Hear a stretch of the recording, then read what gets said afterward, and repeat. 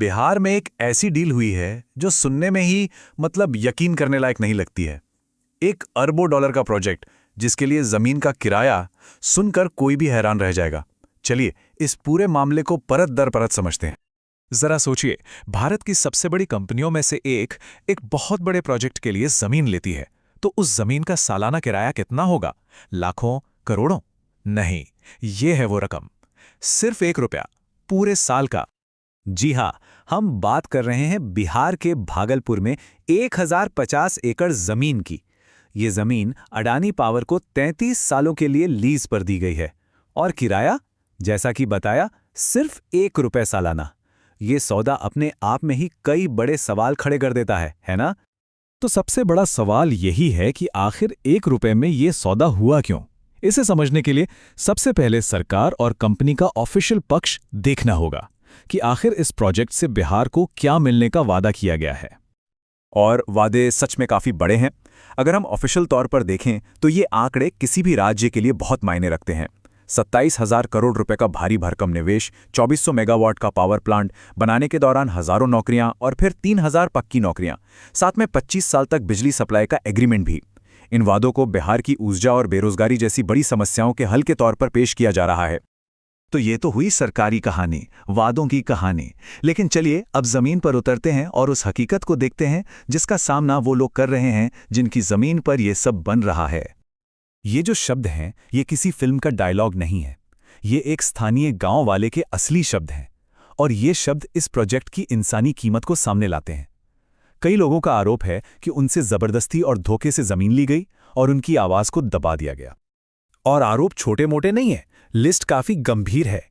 कहा जा रहा है कि साइन पेंसिल से लिए गए और बाद में उन्हें बदल दिया गया। एक ही जैसी जमीन के लिए मुआवजे में जमीन आसमान का फर्क था।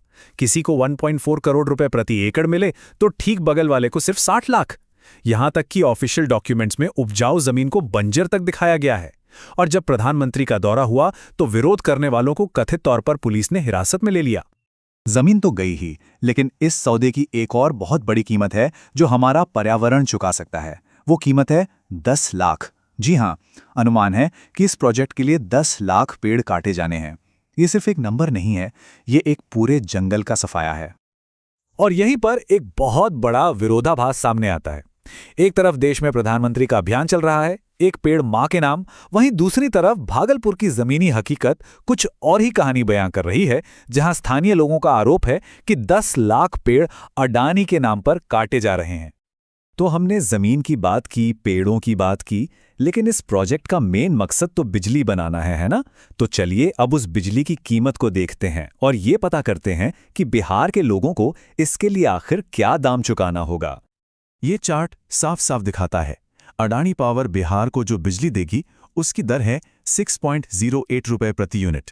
ये रेट पड़ोसी राज्यों जैसे मध्य प्रदेश और उत्तर प्रदेश से काफी ज्यादा है। तो सबसे बड़ा सवाल यह है कि ऐसा क्यों है?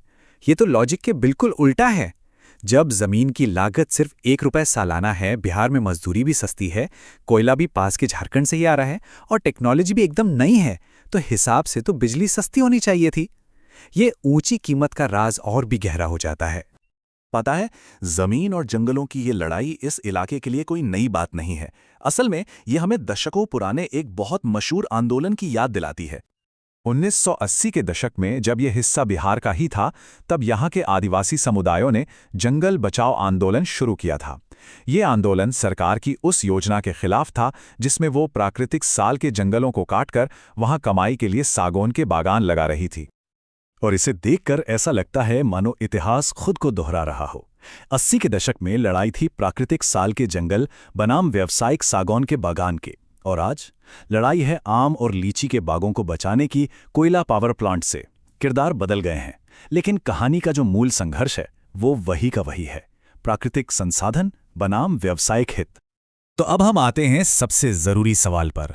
इन दो अलग अलग कहानियों, एक तरफ विकास के वादे, दूसरी तरफ विस्थापन के आरोप, इनके बीच में संतुलन कैसे खोजा जाए? संक्षेप में कहें तो ये पूरा मामला एक ही टकराव पर टिका है। एक तरफ औद्योगिक विकास, नौकरियां और बिजली का सपना है, और दूसरी तरफ साठगांठ वाले पूंजीवाद यानी क्रोनी कैपिटलिज्म के गंभीर आरोप हैं, और साथ ही भारी पर्यावरणीय और इंसानी कीमत चुकाने की चिंताएं भी हैं।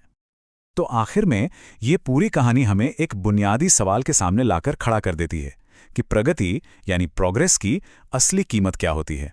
और इससे भी बड़ा सवाल, जब हम विकास की बात करते हैं तो वो विकास आखिर किसके लिए होता है?